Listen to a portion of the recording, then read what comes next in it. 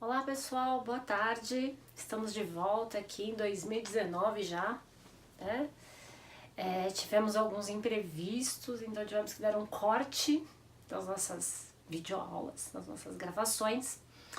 O primeiro deles foi que eu tirei férias, né? Férias do consultório, tirei férias daqui também, aí depois eu viajei, e na volta da viagem eu trouxe um vírus de presente básico, que tirou minha voz. Eu ainda tô com a voz um pouquinho ruim, né? Vocês vão perceber que eu tô falando um pouco mais baixo, né? Por causa da voz. Mas vamos tentar gravar essa aula bem legal, tá bom? Tô com a aguinha aqui porque eu tô tomando bastante água. Tomei um antibiótico super forte, mas enfim. Entre mortos e feridos, né? Salvaram-se todos, que era só eu mesma. Esse vírus é importado da Argentina. Então acredito eu que ele deve ser um pouquinho de uma qualidade um pouco melhor, né? Enfim. Bom, no nosso último encontro nós estávamos falando, olha como é que tá bonita a voz, às vezes vai dar uma desafinada, vai dar uma desafinada, mas vambora, né? Nós estávamos falando, também tô engolindo um pouco, né? Porque deu uns machucadinhos aqui na língua. Enfim, eu fiquei bem malzinha, tá, gente? Porque até no começo eu nem fui trabalhar. Mas enfim. No nosso último encontro, nós falamos um pouquinho, nós começamos a falar sobre a questão da depressão. E o vídeo foi praticamente inteiro, né, relatando casos, falando sobre o quanto era importante o diagnóstico. E hoje o que eu trago para vocês de conteúdo é justamente um texto do Freud, O Luto e Melancolia, que foi escrito a partir do dia 30 de dezembro de 1915 e foi lançado em 1917, se eu não me engano, que é O Luto e Melancolia. Nesse texto, o Freud faz a diferenciação justamente do que seria o luto para o psiquismo e o que seria a melancolia, né? E aí ele já define, né, o que é uma energia de reação e o que é uma energia que já vem da própria estrutura de personalidade do indivíduo, dentro do luto e da melancolia. E como é que ele começa fazendo essa divisão? Ele começa primeiro explicando o que seria o luto dentro do psiquismo. Então vamos pensar, o luto, ele parte, né, em nós no momento em que nos damos conta que tivemos uma perda, né? Então vamos pensar assim, o luto ele só se dá quando alguém morre? Não, né? Toda perda ela é encarada pelo psiquismo como luto, né? Então a nossa energia psíquica ela vai enxergar esse luto de variadas formas, dependendo da nossa história de vida, de como nós processamos as perdas desde o momento em que a gente teve acesso aos primeiros impulsos externos, desde a hora em que nós nascemos, né? Então o Freud, né, junto com o Marx aí, né, talvez sejam os dois grandes pensadores do século XIX, principalmente o Marx no século XIX, Freud em gancho 19 com 20, né, que juntos trazem esses dois pensamentos aí sobre o homem na sociedade e o homem em si. Né, o Marx com seus estudos sobre as lutas de classe, né, e o Freud com seus estudos a respeito do que acontece internamente no homem, mais as suas circunstâncias externas. Não que um tenha ligação com o outro, tá? Não é isso. Na verdade, até o Freud ele vai fazer essa ligação do homem com a sociedade nos seus últimos textos, que nós já estamos lendo no meu grupo aqui, né? O Futuro de uma Ilusão, Mal-Estar na Civilização. Antes disso, não. Eu começo a falar, começo a tossir, gente. Já vou pedir todas as desculpas pelas tosses, né? Porque se toda hora eu parar, perdoe-me pela tosse, vai ficar muito chato.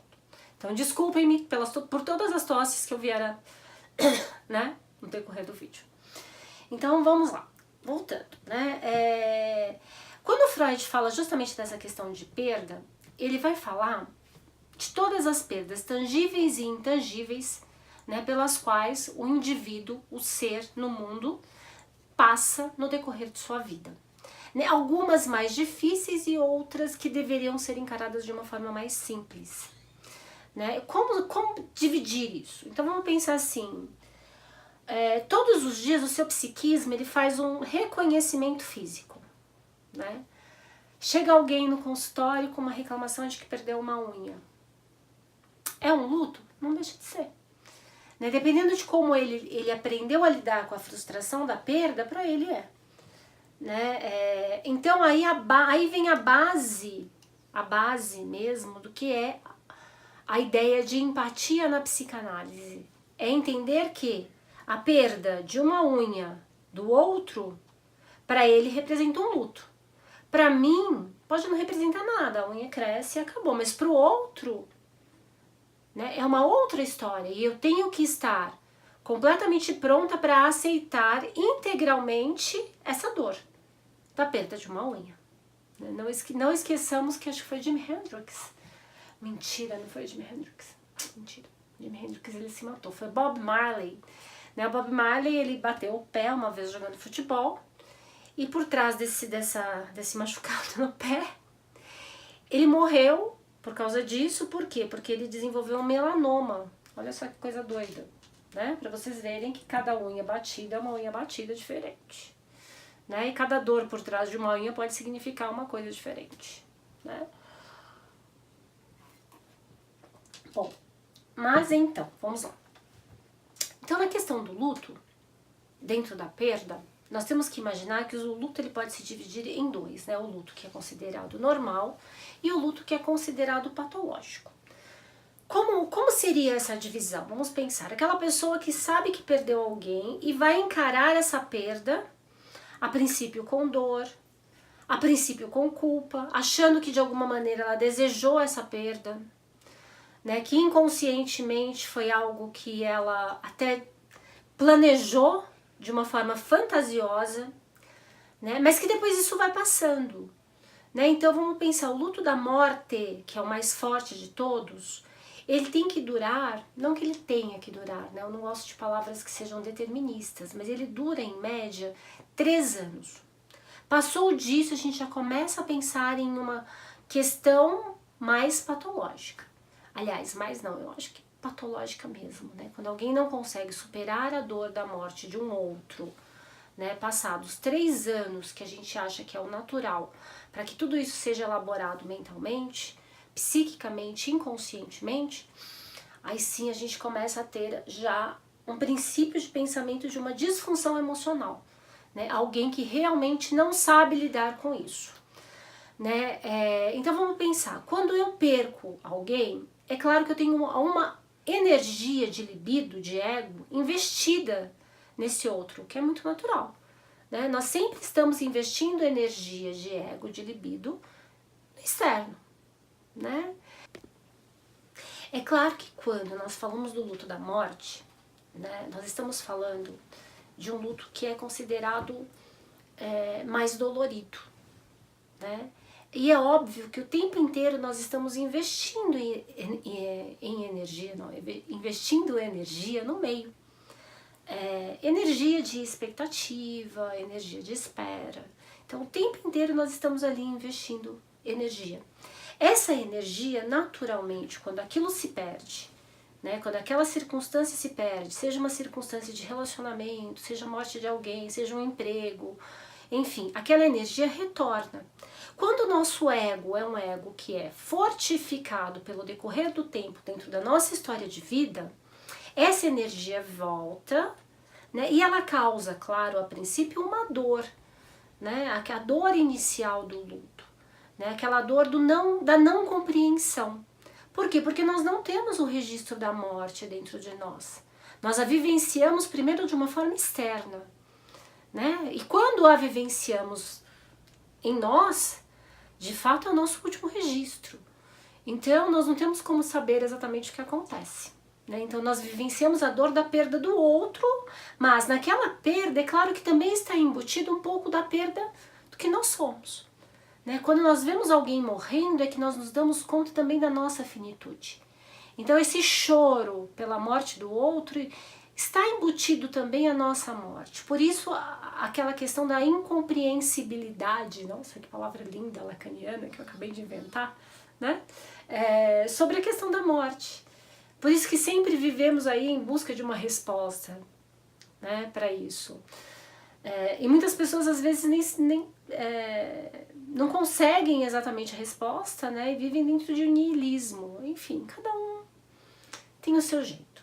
Isso aí já é uma questão pessoal de livre-arbítrio, não livre-arbítrio espiritual, por favor, livre-arbítrio mesmo de escolha.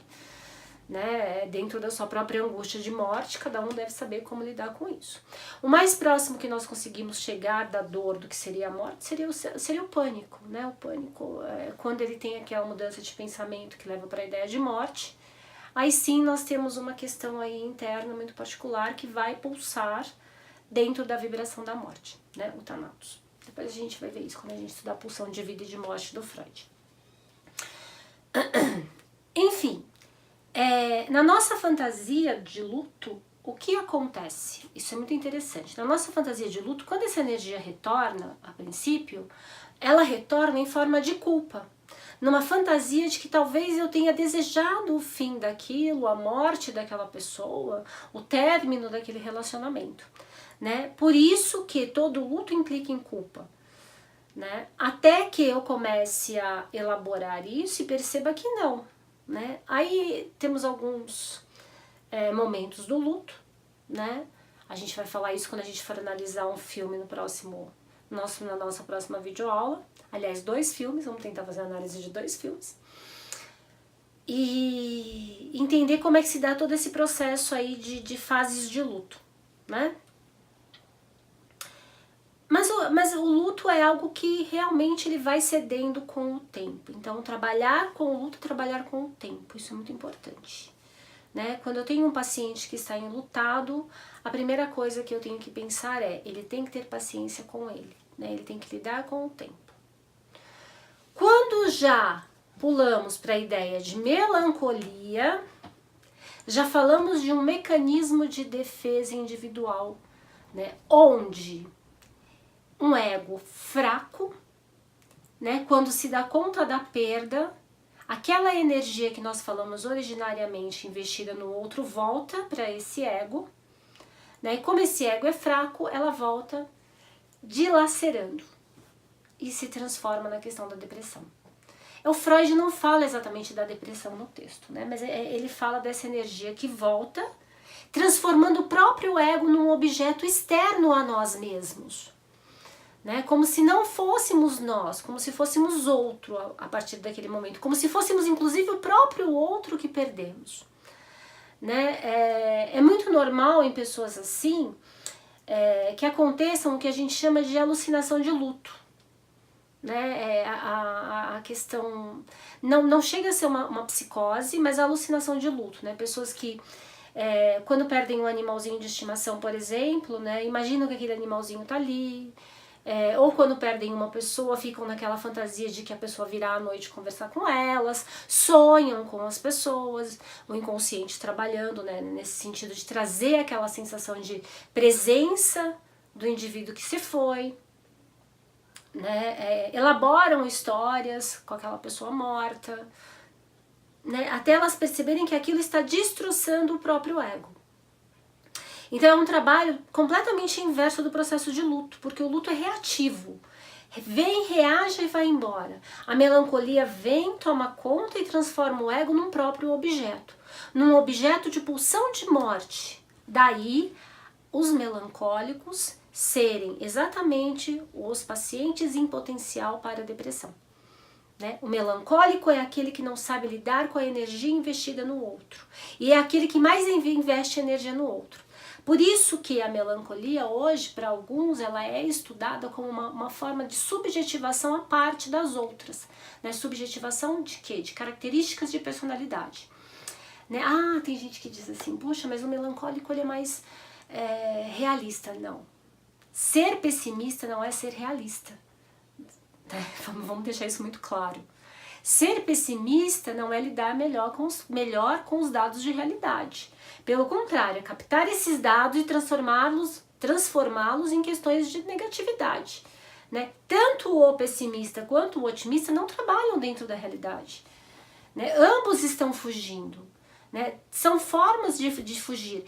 Até acreditamos que a melancolia seria uma maneira mais regredida ainda de lidar com o mundo, ou seja, olhar e ver que não há nada de bom, nada pode me salvar, nada vai salvar coisa alguma, vai bater o meteoro, o mundo vai explodir. São aquelas pessoas extremamente catastróficas, né?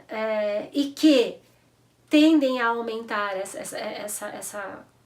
todo esse conteúdo caótico quando elas se veem diante de uma situação que não depende delas para a resolução, depende do outro.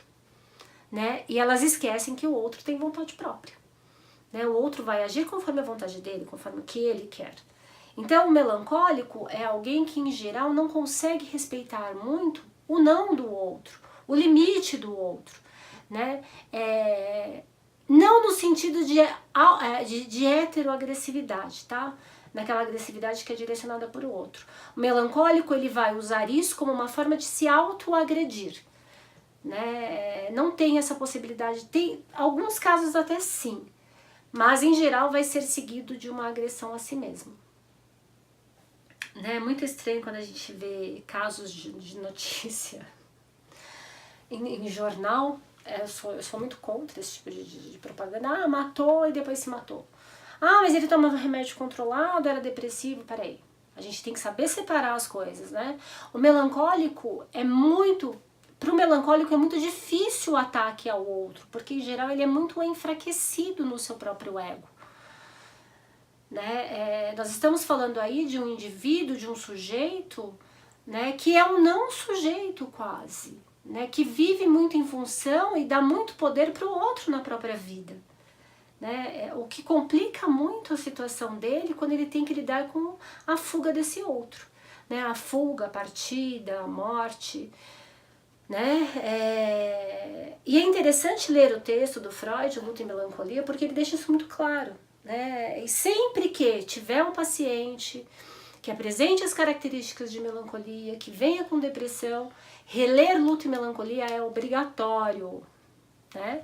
Vamos pensar, é um dado aí psicanalítico. Né? Luto e Melancolia é obrigatório para todos. Né? Gente, acho que é isso.